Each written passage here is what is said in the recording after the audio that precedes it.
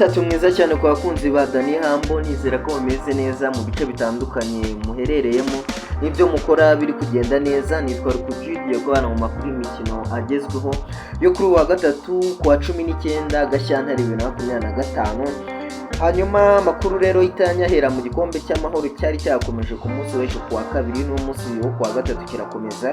Bageze mu mikino ya kimwe cy'umunani kirangiza ishyira kimwe cya kane, nyine birumvikana ku mikino yabaye ku munsi w'ejo kuwa kabiri. Bugesera yanganyije n'Amagaju, birangira Bugesera isezererwa n'Amagaju ku giteranyo cy'ibitego 2-1. Hanyuma Rayon Sport itsinda Rutsiro 2-0 ihita inayisezera ku giteranyo cy'ibitego 4-1, kuko umukino ubanza Rayon Sport n'ubundi yari yatsinze Rutsiro mu karere ka Rubavu ibitego 2-1. Hanyuma AS Muhanga yanganyije na Gasogi 1-1. Gasogi isezera AS Muhanga ku giteranyo cy'ibitego 3-1. Umukino ubanza wari wabereye Umuhanga warangiye Gasogi itsinze AS Muhanga 2-0. Hanyuma undi mukino n'umukino Mukura yatsinze Intare 1-0 ku giteranyo Mukura igira ibitego 2-0, kuko Ishyorongi yari yahatsinze igitego 1 n'ejo yatsinze 1, birangira nyine isezereye Intare. Hanyuma kuri uyu munsi hari indi mikino iteganyijwe nyine kimwe cy'umunani kugira ngo amakipe aboneka ari 8 agomba kwerekeza muri kimwe cya kane kirangiza. Amaze kuboneka 4, hasigaye andane rero arava hagati ya Vision iri gukina na AS Kigali kuri uyu munsi wo kuwa gatatu. Hanyuma Police irakina na Nyanza. Hanyuma undi mukino uri busoze kuri uyu munsi wo kuwa gatatu n'umukino APR iza guca cyane ikipe ya Musanze FC. Umukino ubanza APR yaranganyije na Musanze ubusa ku busa. Gusinze wenda niba Darikonovic n'abasore be bari kubyivana imbere y'umutoza Habimana Sostene bakunda kwita Mumba. Umukino uteganyijwe nyine kuri uyu munsi kuri Kigali Pele Stadium ku isaha y'isa 12. Hanyuma ku munsi w'ejo kuwa kane hari umukino wa City Boys na Gorilla Football Club. Tukajya tumenya amakipe 8 yerekeje mu kimwe cya kane kirangiza cy'iki gikombe cy'amahoro. Hanyuma rikanerekeze ku makipe yo mu karere ka Huye, yaba Amagaju Football Club ndetse na Mukura Victory Sport. Amagaju amaze gusohora amatike kushaka kwinjira ku mukino uzabahuza na Rayon Sport ni kuri wa gatandatu kwa 22 uku kwezi. Iyi derby rero Amagaju yayise Mutware Derby, birumvikana ko ari umufatanyabikorwa wabo witwa Mutware bazaba bafatikanye nyine kuri uwo mukino bazakiramo Rayon Sport.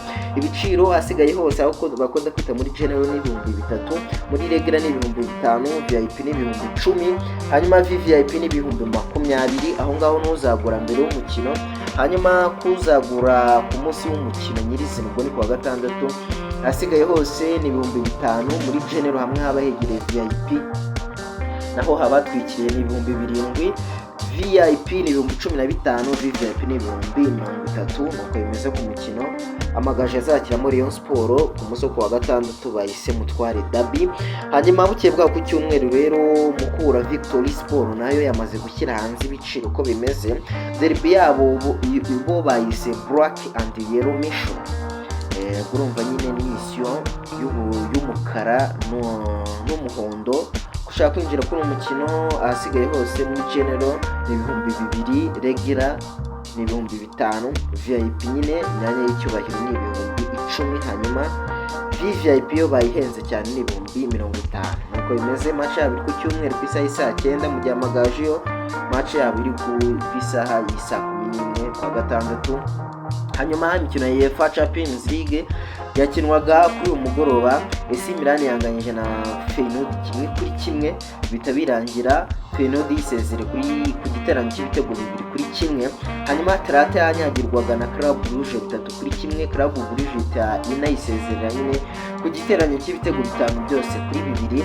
Hanyuma Bayern de Munich yo yatsinze bigoranye cyane kuko yabanje mu gitego n'ikipe ya Celtic, hanyuma baza kukishyura ku minota 94. Match iri kurangira cyatsinzwe n'umunyakanada Alphonso Davies, bituma banganya 1-1. Bayern yisezerera ikipe ya Celtic ku giteranyo cy'ibitego 3-2.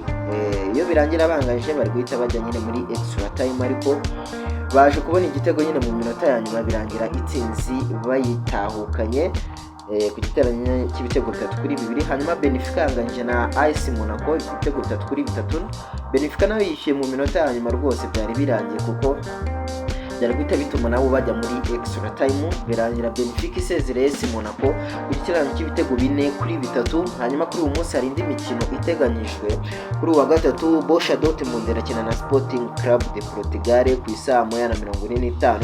hanyuma ku isaha y'isa 4 hari match 3. PSV Eindhoven irakina na Juventus, Paris Saint-Germain ikina na Brest, hanyuma Real Madrid ikina na Manchester City. Ni umukino ukomeye cyane kuko umukino ubanza wabereye Etihad, Manchester City yahatsindiwe na Real Madrid 3-2. uyu munsi rero sinzi niba Pepe Joseph Guardiola ari bwihagarariro akaba yabona amanota hariya kuri Santiago Bernabeu, nubwo bigoye. Itsinda ya Bernabeu ni umusozi uba ukura cyane cyane mu mikino ya UEFA Champions League, ntabwo yaba byoroshye. hanyuma kuri uyu mukino kandi mu kiganiro n'itangazamakuru umutoza Carlo Ancelotti yavuze ati yewe ndambiwe cyangwa se naniwe no gukina na Pepe Guardiola, ni umutoza w'umuhanga, ni umutoza udasanzwe ufite byinshi azi.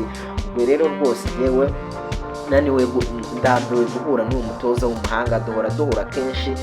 ati ni ibintu ndambiwe cyane kuko twagiye duhura kenshi kandi umutoza w'umuhanga. rero sinzi Carlo Ancelotti cyihishe inyuma koko niba arambiwe guhura nawe, ariko nibyo urebye Manchester City na Real Madrid zihura kenshi mu mikino ya UEFA Champions League, cyane cyane mu knockout.